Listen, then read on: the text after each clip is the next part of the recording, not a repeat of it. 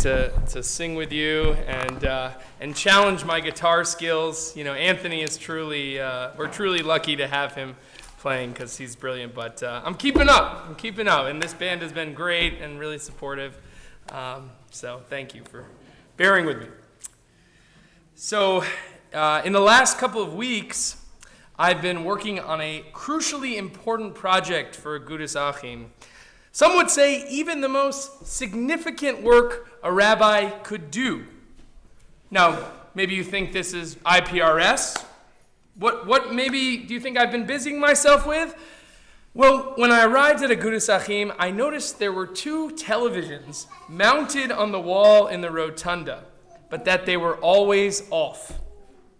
Asking around the staff, and especially our institutional memory bank known as Sammy Mazuz, I found out that they used to display a slideshow of upcoming events and classes, but at some point they stopped working, and then COVID rightly put priorities elsewhere.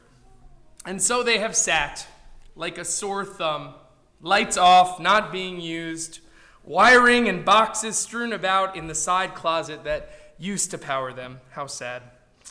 These past couple of weeks, and with some assistance from our own tech whiz Ira Miller, I have been doggedly working to get those TVs up and running with a slideshow of upcoming events and well wishes. Last week, I got one TV displaying the PowerPoint, but we needed to replace a piece to connect the second one.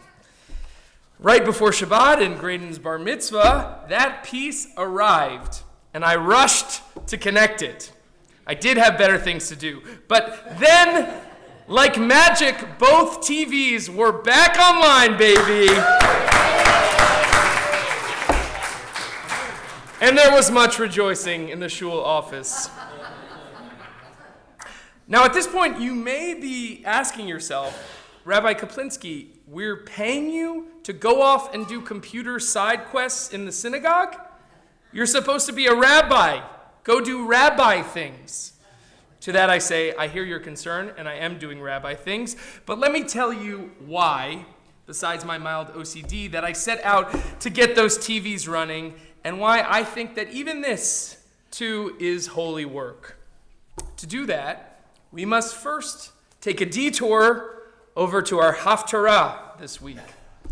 This week's Haftarah from Isaiah is the 3rd Haftarah of comfort following Tisha B'Av, leading up to the High Holy Days. In it, the prophet Isaiah offers a message of assurance and hope for the Jewish people. The prophet exclaims to the people, "Ho, all who are thirsty, come for water. Even if you have no money, come, buy food and eat." Following up with the question, why do you spend money for what is not bread, your earnings for what does not satisfy? In this metaphor of water and bread, the prophet reminds the people that they need to go back to the essentials of worshiping God and morality that comes with that. Rashi, the great commentator, notes that water is often a metaphor for Torah, for wisdom. In a sense, then, Isaiah is saying, why do you waste your time with pursuits that are not life-giving in the long term? Come, drink from the wells of wisdom and goodness found in the Torah. Yet the Haftarah seems to contradict this very message. When God promises through Isaiah, "I will lay your stones with fair colors and lay your foundations with sapphires.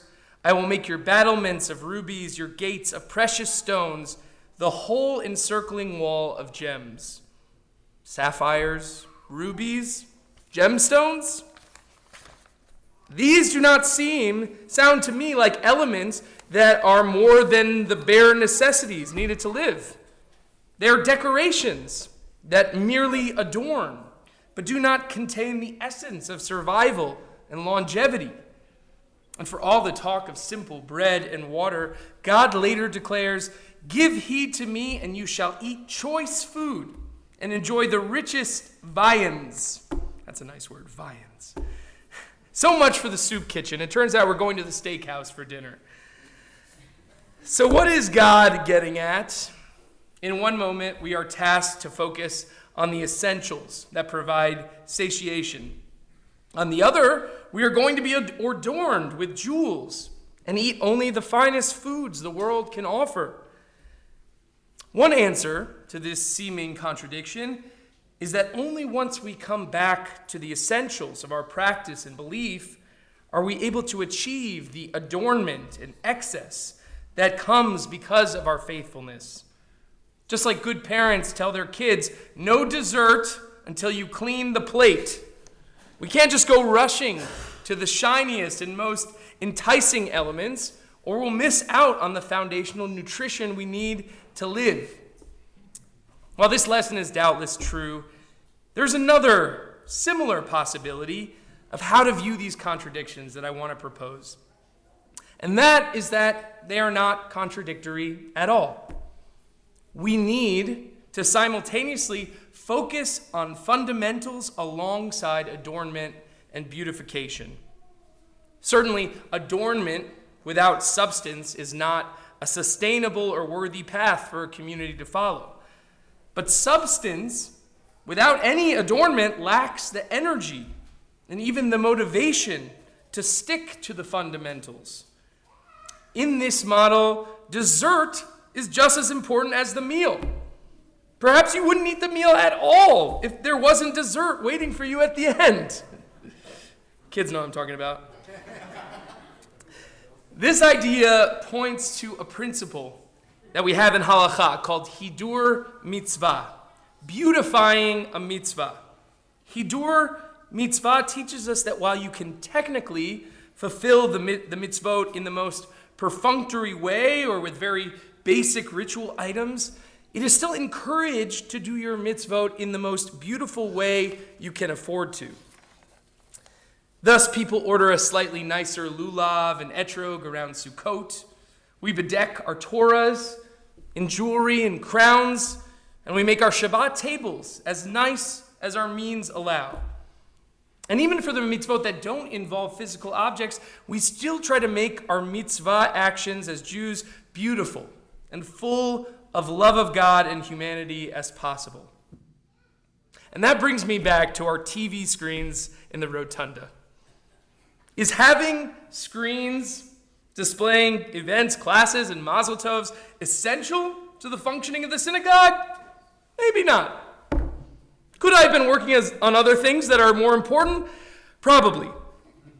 But for me, seeing those televisions set up, unused but still functional, and hearing that it had been probably unused for 7 years, lit a fire under me. Yes, some of it was that I love a good distraction and that this was an occasional procrastination activity that was still productive. But mostly, those TVs perpetually turned off at the shul represented to me an opportunity for hidur mitzvah, for adding beautification and excitement when people enter our front doors on Shabbat and weekdays. I knew that many of the essentials of this shul are strong, but this task felt symbolic of the work that we're doing now to take our community to the next level. We must beautify our mitzvot, our spaces, and our services to fully embody the community that we strive to be. We must continue to bring and to expand the vibrancy and energy of this place to move beyond the status quo. And we are doing it. We have been doing it. Let me be clear. This Friday night, community is certainly doing it. Rabbi Hodson, Sammy, myself, and all the other staff are working tirelessly to do so, and lay people throughout the shul are making it happen with their constant dedication. So I bless us on this beautiful Shabbat, where we celebrate a new bar mitzvah, that we continue to strengthen the foundations of Jewishness, of Yiddishkeit, that this shul has always had, but not just to be satisfied with the ground floor.